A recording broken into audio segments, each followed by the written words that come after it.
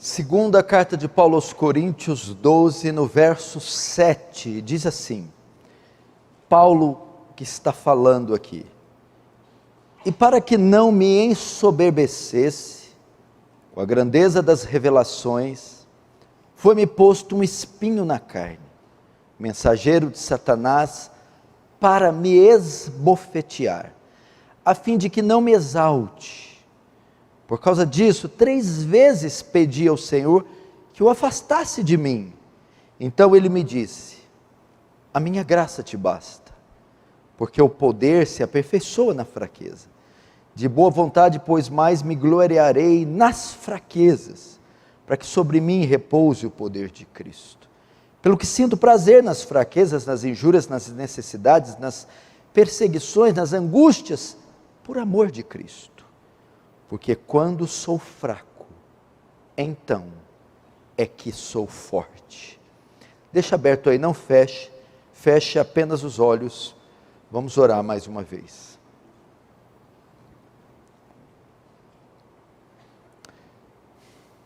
Pai Santo, diante de Ti nos colocamos nessa hora, diante do Seu trono, por intermédio do Seu Filho Jesus, não fiados nas nossas justiças, mas nas Suas muitas misericórdias, rogamos ao Senhor que use de graça, derrame Sua graça, fale conosco. Estamos fartos de shows, entretenimentos, retórica. Nós precisamos da demonstração de poder e do Espírito Santo. Não porque haja algo bom em mim ou em nós, porque não há. Mas por causa da Sua infinita misericórdia. Alcança os lares que estão nos assistindo, tomando-os de graça, Senhor. E assiste-nos nas nossas fraquezas. Porque se assim não for, será só mais um culto. Vem nos ungir, que fogo santo desça do céu, que o Seu reino avance, que Tu receba a glória para Si, e nos conforme a imagem do Seu Filho, em nome de Jesus. Amém.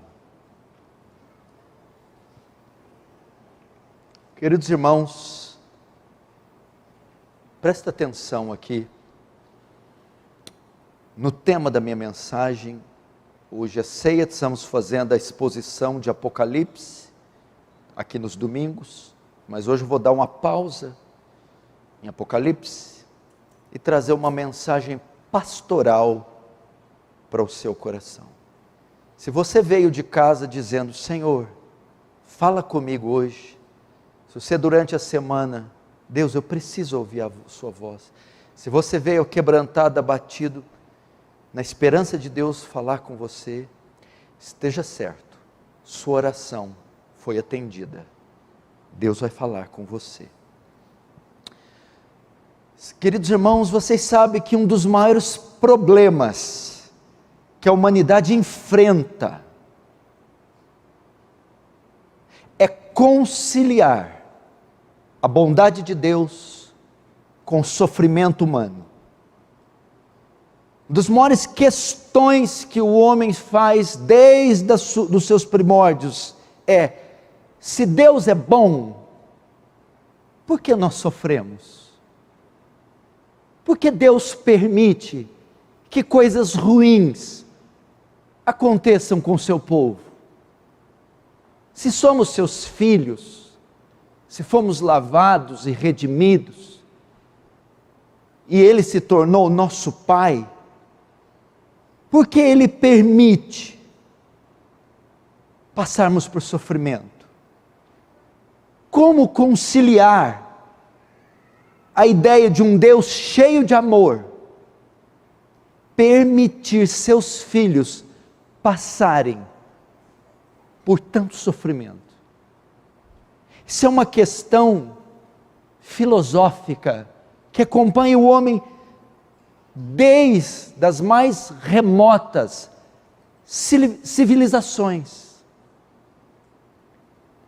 E talvez você está lidando com este dilema na sua vida, passando por pesadas provações e dilemas tão íntimos, tão profundos, que você sequer pode compartilhar com alguém. Já não basta eles serem duríssimos e pesadíssimos, você tem que carregá-los sozinhos, porque compartilhá-los faria ainda mais pesado, porque ia expor você a uma vergonha ainda maior. Mas o fato é que, a despeito de termos um Deus bom, onipotente, onisciente, onipresente, que nos chama de filhos, a realidade é que nós sofremos. Jesus disse: no mundo, meus filhos, tereis aflições. Os que quiserem viver piamente em Cristo padecerão perseguições. Muitas são as aflições do justo. Não obstante a esses dilemas, nós, apesar de ser seus filhos, não estamos imunes aos sofrimentos e às humilhações da vida. Alguns têm mais facilidade de concordar e aceitar que o sofrimento é comum à fé cristã. Entretanto, surge um outro problema, que não é só aceitar o sofrimento, é quando o sofrimento insiste em permanecer e ele simplesmente não cessa. Existem pessoas que, depois de tanto tempo lutando em determinadas áreas, com determinados pecados, lidando com determinadas aflições, elas são levadas ao desânimo e à prostração, porque elas veem seus esforços, dedicação, orações, lutando contra aqueles males, não resultarem em respostas. O sofrimento permanece.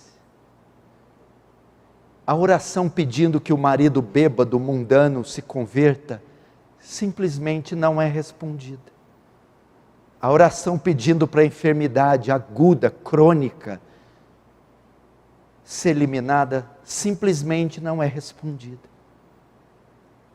A oração para vencer aquele determinado pecado que tanto assola, humilha e envergonha, simplesmente não é atendida. O resultado, alguns desistem da fé, outros entram no estado do que o Dr. Martyn Lloyd-Jones chama de depressão espiritual. Eles não desviam, mas permanecem em uma condição bem aquém da prevista pelo Senhor. E talvez você entrou, que você está nesse quadro. Você está dentro desse bojo de pessoas que são vítimas do sofrimento, seja ele físico ou moral, espiritual ou financeiro, conjugal ou de outro aspecto familiar. Mas você está enfrentando algum problema. Eu quero dizer, à luz deste texto, não desanime, não desista, não se renda ao sofrimento, porque este texto que eu abri tem a resposta do porquê Deus não nos livra, Deus não nos responde. E esse texto nos ensina como lidar com o sofrimento. Preste muita atenção. Paulo aqui, na sua segunda carta, especialmente no capítulo 12, está fazendo a sua defesa contra os falsos apóstolos que tinham se introduzido na igreja de Corinto. E eles estavam ameaçando a saúde doutrinária da igreja de Corinto. E eles estavam dizendo que Paulo não era um apóstolo verdadeiro, porque ele não tinha as credenciais de um apóstolo. E para eles, a grande credencial de apóstolo era ter experiências profundas com Deus. Paulo, então, em sua defesa, vai dizer: se é experiências que vocês querem, então eu vou relatar. E relata a experiência mais profunda que ele teve. Ele foi arrebatado ao terceiro céu. E nesta defesa de Paulo contra os falsos apóstolos, relatando a sua experiência de ir ao terceiro céu, ele vai nos ensinar muitos princípios sobre o sofrimento. Preste atenção, só mais um pouquinho de retorno. Veja só o verso 7. E para que não me soberbesse com a grandeza das revelações, foi-me posto um espinho na carne. Presta atenção nisso. Foi-me posto um espinho na carne. Em outras traduções diz: a saber, o mensageiro de Satanás, para me esbofetear, a fim de que não me exalte. Essa é a famosa passagem do espinho na carne. O que Paulo quer dizer com essa expressão? Foi-me posto um espinho na carne. A palavra carne aqui é um termo para usar físico, seu corpo, sua vida. Foi-me colocado um espinho no corpo. A palavra é carne, ok? E a palavra espinho, essa palavra, a palavra grega para espinho é skolopse, que tinha alguns significados. Ela era usada para identificar uma farpa de madeira. Quem trabalha com madeira sabe que sai farpas e muitas vezes cravam na pele, na mão. Era usada também para se referir à ponta de um anzol, a ponta. E também era usada para se referir a uma estaca pontiaguda, pontuda. Quando Paulo usa esse termo, foi-me posto espinho na carne, ele está querendo dizer, esse espinho é um objeto pontudo, que introduzido no corpo, causa dor física. É aquela madeira, quando é introduzida no corpo, traz inflamação, pus, e gera dor, muita dor. Quando Paulo diz, foi-me posto um espinho na carne, é uma metáfora para dizer, ele queria remeter isso ao sofrimento. Eu fui submetido a uma situação de profunda dor e profundo sofrimento, semelhante a uma estaca de madeira que é cravada no corpo e fica ali, inflamada, gerando pus, causando desconforto, dor e dor. Esse era o estado de Paulo. Eu sou um homem que estou debaixo de profunda dor e sofrimento. Aqui vai o primeiro princípio. Esse talvez é o homem mais santo, mais poderoso, mais distinto, mais incomum do Novo Testamento. Não existe figura, o Senhor Jesus não conta, o Senhor Jesus é Deus, mas não existe figura que se assemelhe a esse homem. Ele é o maior escritor do maior livro, o maior livro é a Bíblia, 66, dos 66, 13 são de autoria de Paulo, mas nem por isso ele ficou livre do sofrimento. Deus permite o sofrimento na vida de pessoas boas e pessoas santas. Já comece por aí. O fato de sermos cristãos não nos faz imunes a sofrimento nem a dor. Agora vamos fazer essa pergunta: o que poderia ser esse espinho? Que é uma metáfora. O que era esse espinho na carne de Paulo? Existem pelo menos 4 definições das mais próximas do que seria esse espinho. A primeira, muitos comentaristas dizem que era problemas físicos. E alguns acham que é a visão de Paulo. Paulo tinha problemas visuais tremendos, por isso ele vai escrever aos Gálatas. Veja, Gálatas, com que quão grandes letras vos escrevo. Paulo era um deficiente visual. Já João Calvino entende que esse espinho eram problemas espirituais. Paulo era constantemente atormentado por demônios, poderes malignos, que não davam sossego para Paulo um segundo sequer. Outros dizem que esse espinho era problemas morais, pecados, que Paulo vivia caindo, lutava e caía, e que não o deixavam jamais. Já Lutero entende que esse espinho eram perseguições, os inimigos, principalmente os judeus, que não deram um segundo de paz para Paulo, apedrejavam, esbofeteavam, batiam, prendiam, estavam todo o tempo no calcanhar de Paulo.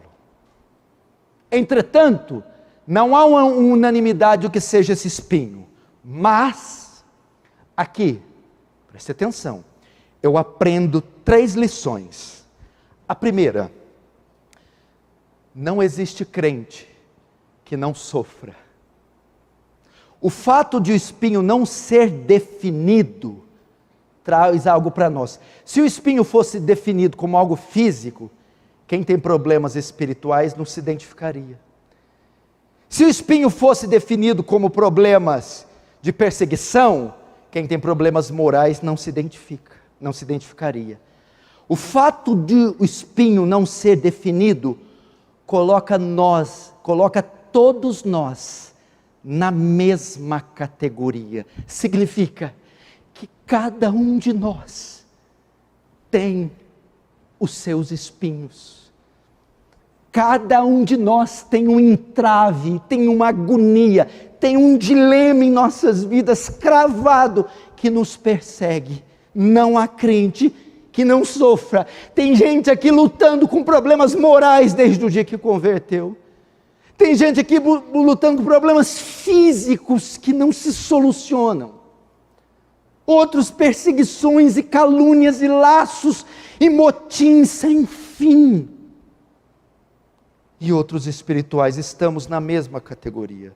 Segunda lição, é Deus quem provoca o sofrimento. O texto diz, foi-me posto um espinho na carne. Quando diz foi-me posto, é Deus quem preparou o sofrimento, é Deus quem aprovou o sofrimento.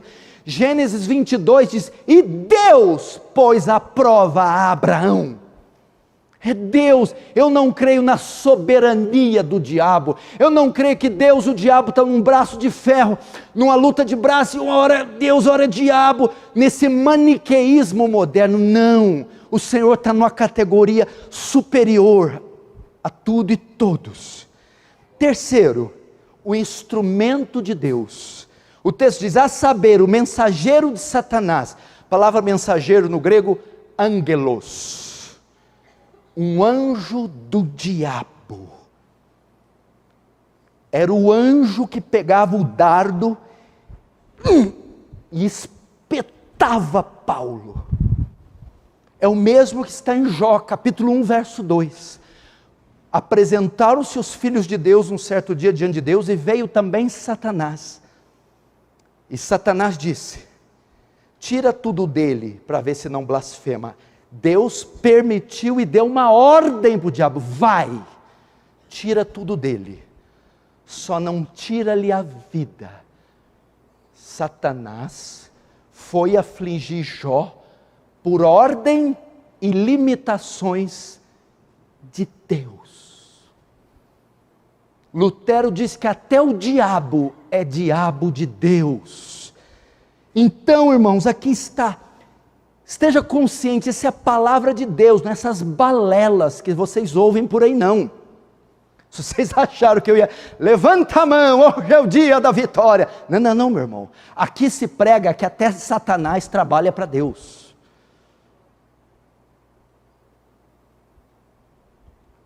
Não há crente que não sofra.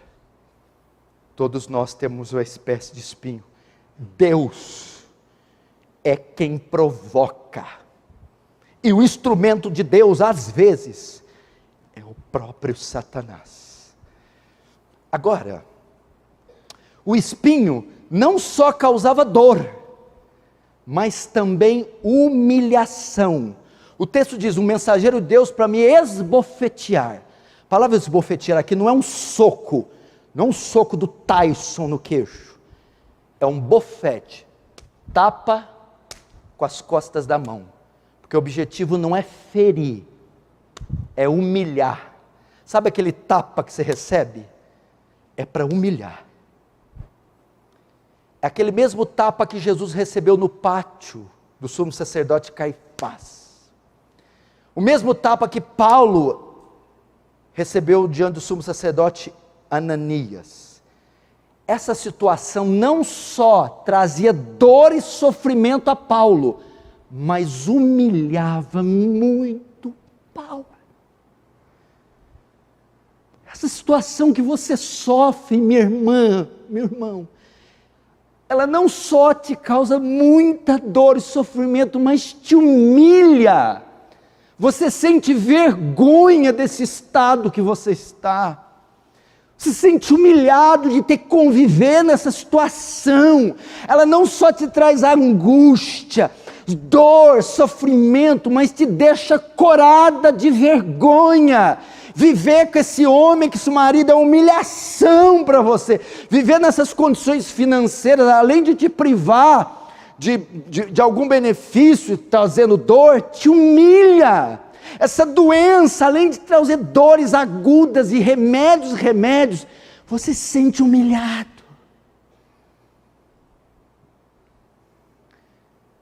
Filipenses 4, 11 e 12, Paulo diz isso, porque aprendi a viver contente em toda e qualquer situação, tanto sei estar humilhado, como também ser honrado. O sofrimento faz isso com a gente. As pessoas que perderam tudo, estão passando dificuldades, sofrendo, sendo humilhadas. As pessoas que foram diagnosticadas com uma doença, ou sofreram um trauma, em um acidente, estão cheias de dores, mas ficaram deformadas e têm vergonha, humilhadas. Pessoas que sofreram divórcio, a traição, o adultério, sofreram na alma e estão humilhados. Talvez seja o seu caso. Esse é o que... E qual é a nossa atitude diante do sofrimento? Qual é a sua atitude? O que você faz diante da dor e da vergonha? Verso 8. Por causa disto, 3 vezes pedi ao Senhor que o afastasse de mim. Em razão de tanta dor, tanto sofrimento e humilhação, Paulo fez como todos nós faríamos. Paulo orou pedindo para Deus eliminar aquilo. Paulo pediu, Senhor, essa estaca cravada na minha carne, que me inflige dor e me humilha, tira ela, tira, me dá alívio, eu não aguento mais esse tormento. Ele queria alívio. Nós também, meu irmão, depois de tantos anos, é pus, é inflamação, é dor, é vergonha. Nós vamos a Deus e pedimos, Senhor, converte o meu marido. Senhor, me cura dessa deficiência no meu caráter. Senhor, me liberta dessas enfermidades físicas. Senhor, eu não aguento mais cair nesse pecado, me livra. Nós oramos.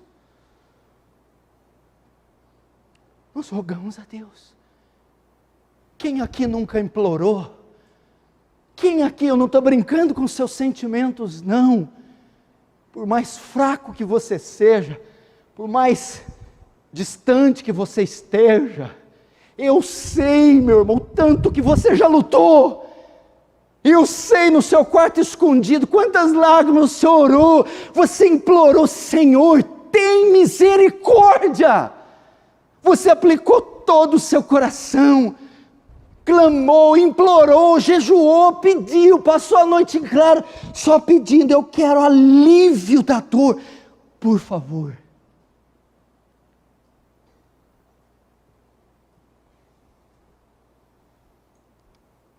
E aqui também, eu aprendo 3 lições. Primeira, diante dos nossos espinhos, devemos orar. Paulo fez a coisa certa. Ore. Ore por esse casamento, ore por essas dívidas, ore por esses pecados, ore! Segundo princípio, nem sempre Deus responde da primeira vez. Paulo teve que orar 3 vezes. O fato de eu orar pedindo algo não significa que Ele vai responder de imediato. Persevere na oração, insista, não se dê por vencido. A Bíblia diz: batei, abri-se-vos-á, pedi, dá-se-vos-á, bata, peça, busque, procure, insista. Sabe quando eu paro de orar por uma coisa? Eu só deixo de orar por uma coisa quando Deus me convence que aquilo não é a vontade dEle. Do contrário, pode passar dezenas de anos, eu continuarei, insistirei. Enquanto Deus diz que eu posso, eu irei orar. Eu vou reivindicar a salvação dos meus filhos até o último dia da vida deles. Vou reivindicar por um avivamento nessa igreja até o último dia da minha vida. Insista, ore. Terceiro princípio que eu aprendo aqui. Muitas vezes, Deus não responde a oração. Deus não respondeu Paulo. Deus não tirou o espinho de Paulo. Lembra alguém aqui as 3 vezes orando? Teve alguém que fez isso também. Lembra? Getsemane. Jesus orou 3 vezes ao Pai: Pai, se for possível, passa de mim esse cálice. E por 3 vezes, Deus não respondeu.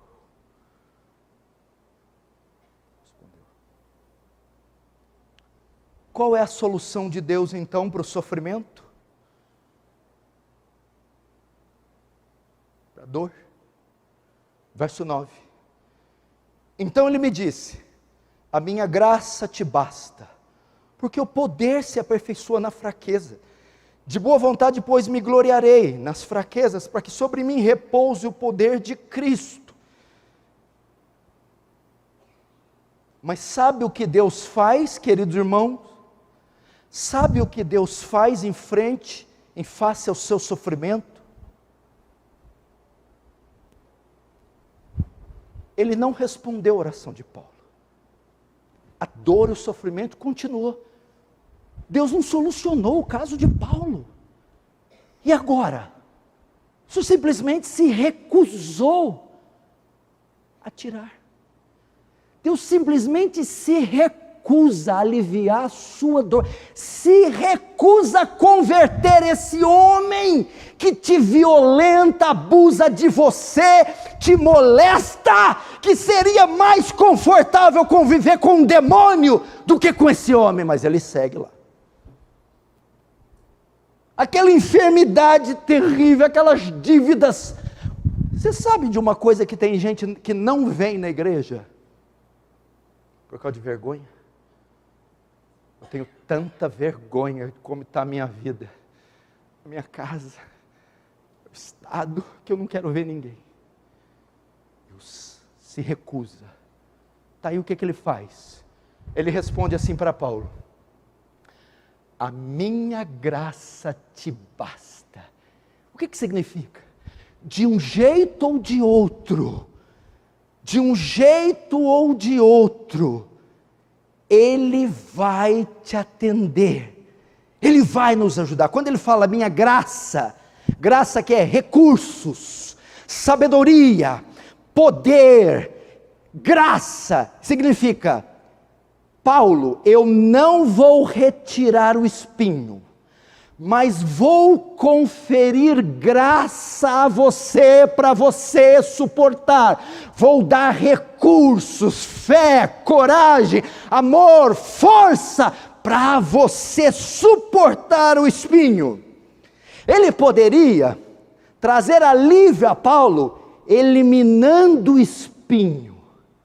Mas ele trouxe alívio a Paulo, sem eliminar o espinho, dando a Paulo recursos para suportar o espinho. É isso que Deus vai fazer. Ele pode não remover a sua dor, mas vai te dar forças para aguentar a sua dor. Ele pode não responder às suas orações e te livrar do sofrimento, mas Ele vai te abraçar, te erguer, te amparar, te sustentar no sofrimento. É isso que Ele promete.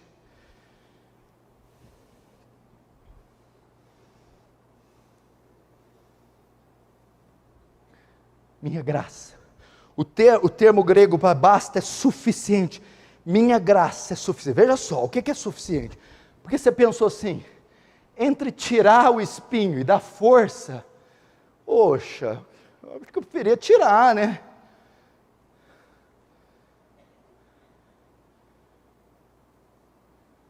Quando ele usa o termo suficiente, é como se você estivesse dizendo, é a mesma coisa, é tipo assim, ó. Você está devendo R$1.000. Eu posso escolher te dar os R$1.000 ou o banco zerar a sua conta. Tem alguma diferença? De qualquer jeito, não está zerada? Quando ele fala suficiente, olha a ideia que é assim, ó. Imagina que você está passando no Rio de Janeiro, não tinha outro lugar para dar exemplo como esse, que eu vou falar de bala, tiro, canhão, fuzil, só tem o Rio de Janeiro. Só para comparar, competir com o Rio, só o Iraque. Afeganistão talvez chega ali, mas não dá.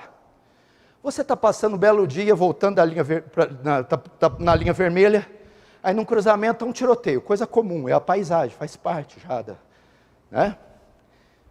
E de repente uma bala perdida, mais normal do que uma bala chupada no Rio. Se toma mais bala perdida do que se chupa bala Kids, Ice Kids, aquela coisa toda. E essa bala atravessa o seu joelho e ela fica alojada entre os ligamentos posterior e cruzado. E ela faz você mancar, é uma dor violenta. Você chama a ambulância, eles levam você para o centro cirúrgico e vem todos os especialistas do mundo e diz: se remover a bala, vai ter que arrancar a perna dele. Costura, fecha. O paciente acorda. Olha, está vendo essa bala que te faz andar assim e causa dor? Não tem jeito de remover. Mas doutor, o que eu faço para endireitar? Meu Deus, o que eu faço? Não, calma. Mas tem um negócio, tem uma injeção aqui. Toda vez que você vir tomar ela, vai endireitar a sua perna e tirar a dor. Vai passar um tempo, quando passar o tempo, passar o efeito, doer de novo, se mancar, volta aqui, toma ela, endireita e tira a dor. O Senhor está dizendo, eu posso não remover a bala da aflição, a bala que te deixa humilhado e com dor, mas eu tenho uma porção de graça para aplicar em você que vai tirar a sua vergonha e remover a sua dor. E todas as vezes que voltar a doer e te humilhar, volte até mim, recorra à minha graça, que ela vai te sustentar. Amém? É isso que ele está dizendo. Senhor, pastor, não sei se vem pelo SUS, mas e se acabar a injeção, a vacina? A graça de Deus é inesgotável. Você pode ir a ela.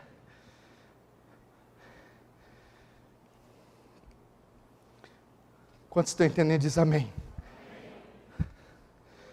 Agora Deus vai mostrar o espinho, porque foi Ele que pôs. Veja só, a razão.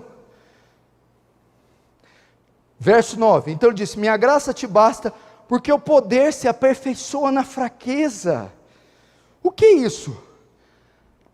A razão do o espinho tem um propósito, tem uma razão. A bala não entrou ali por entrar. Deus é soberano, de modo que Ele governa e controla cada partícula de poeira nesse cosmos. O texto diz: o meu poder se aperfeiçoa. Significa que o desenvolvimento espiritual se dá com mais força na tribulação. O poder de Deus através do espinho, Deus está te santificando, te fortalecendo, desenvolvendo a sua fé, te enchendo do Espírito Santo. Salmo 119, 71, o salmista diz: foi-me bom ter sido afligido, para que aprendesse seus estatutos. O que Deus está dizendo para Paulo é: meu poder se revela nos fracos e através dos fracos. 1 Coríntios 1, 27 e 29, mas Deus escolheu as coisas loucas, fracas, para confundir as sábias. Deus escolheu as coisas fracas, para confundir as fortes. Deus, na verdade, o meu poder se aperfeiçoa, é no espinho, é na sua vergonha, é na sua humilhação, é no seu sofrimento, que Ele está esculpindo o caráter de Cristo em você, que está elevando a sua estatura espiritual, que Ele está dilatando a sua fé. É através disso que você está sendo submetido, é desse sofrimento diário, é dessas vergonhas, é dessas orações que não encontram resposta. Ali Deus está te santificando. E o texto vai mais longe ainda, ó. O poder se aperfeiçoa, verso 9. De boa vontade me gloriarei nas fraquezas, para que sobre mim repouse o poder de Cristo. Vamos lá para a palavra repouse. A palavra grega aqui para repouse é morar e habitar em tenda. Para que o poder de Deus more e habite em tenda. Que é isso? Essa é a mesma palavra que João usa em João 1,14. No princípio era o verbo estava com Deus, o verbo era Deus. Verso 14. E o verbo se fez carne, e vimos a sua glória, como glória do unigênito do Pai. Essa palavra, Jesus empresta de Êxodo 25, o tabernáculo. Quando Moisés manda construir a tenda móvel, tabernáculo, a glória de Deus, aquela fumaça, aquela nuvem, Shekinah, pousava sobre o arraial, no antigo. No novo, aquele tabernáculo, aquela tenda, foi trocada pela tenda humana, Jesus. E a mesma glória que habitava no tabernáculo, habitou em Jesus. O que Paulo está dizendo? Que através do sofrimento, da fraqueza, aquela mesma glória que repousou sobre o tabernáculo e posteriormente sobre Jesus, repousa sobre aqueles que passam tribulações. Esse é o propósito, te encher do Espírito Santo.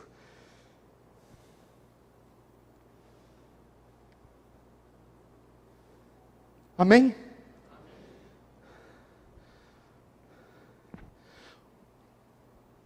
Aí você vai querer que Ele tira? É mais ou menos assim, eu vou ter cuidado com o que eu estou falando, porque eu estou falando para brasileiro. Imagina que aquela ferpinha te dá um benefício da Previdência. Você vai tirar ela? Aí o médico, se você tirar, corta o benefício. Não, deixa ela aí, doutor. Não tem mais uma para cravar aí, não? Não devia ter falado, né?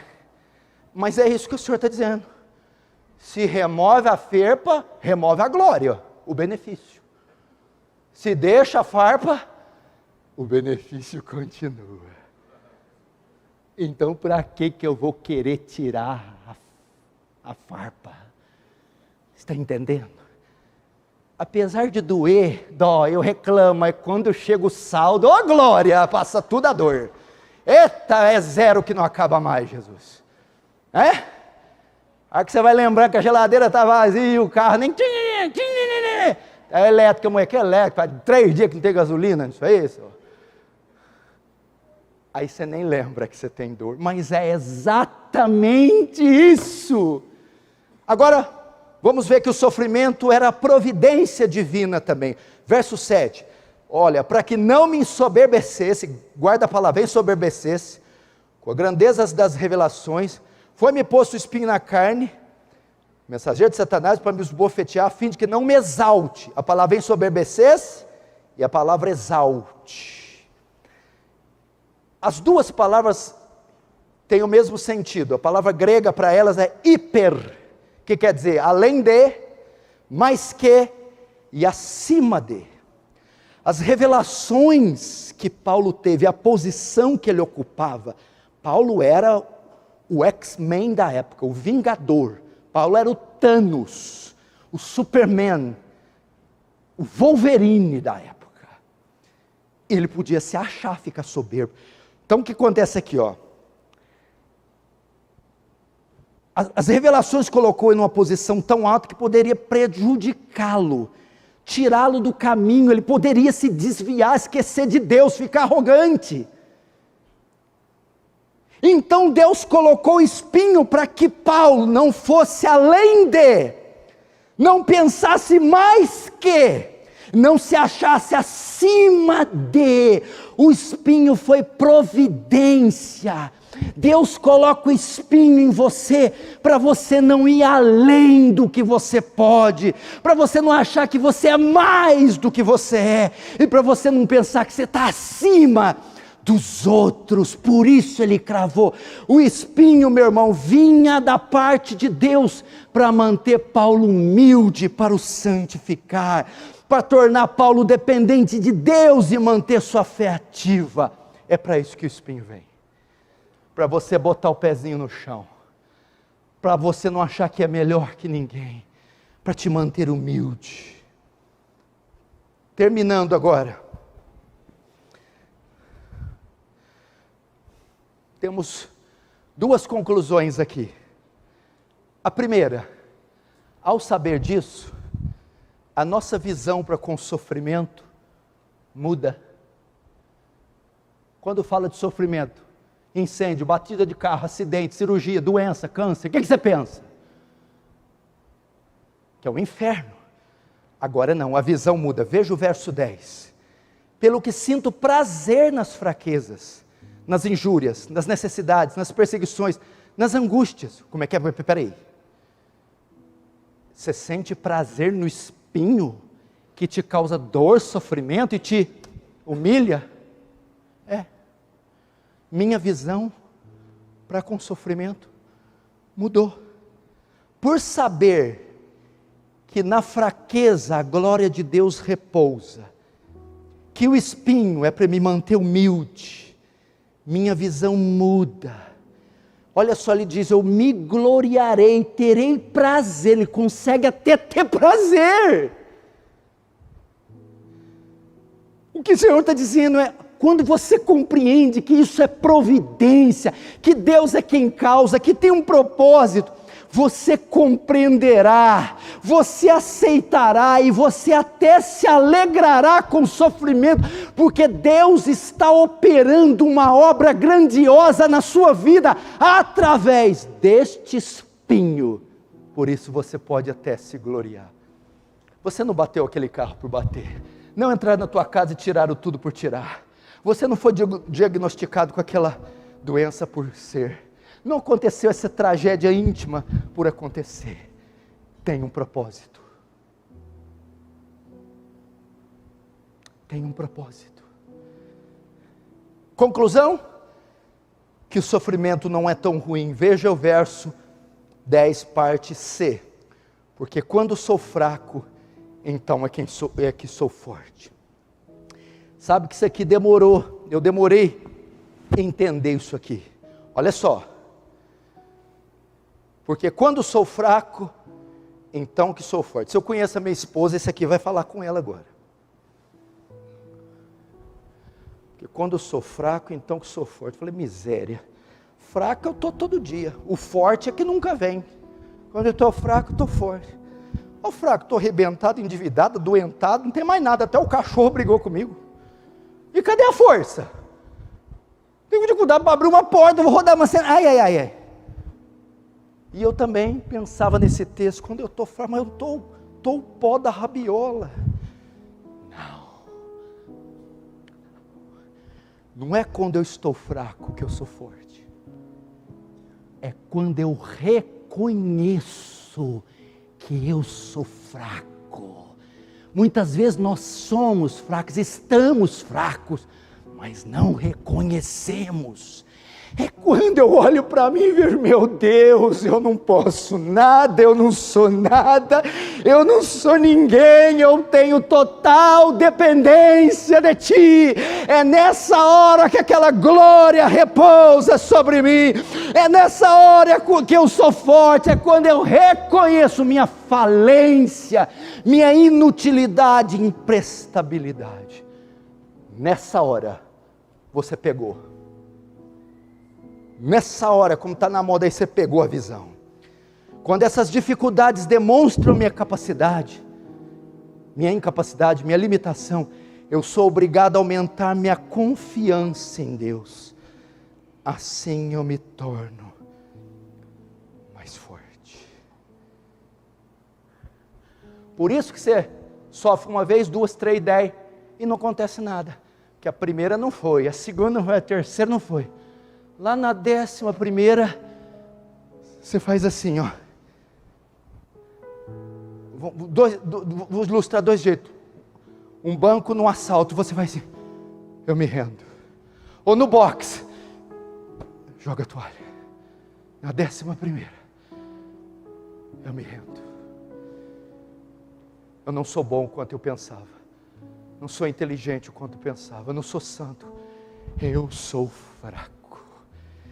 Então, Senhor, como o som de música fala aos teus ouvidos, é nessa hora que você é forte. Amém? Esse é o propósito do sofrimento e da fraqueza. Vamos fechar nossos olhos e vamos orar agora.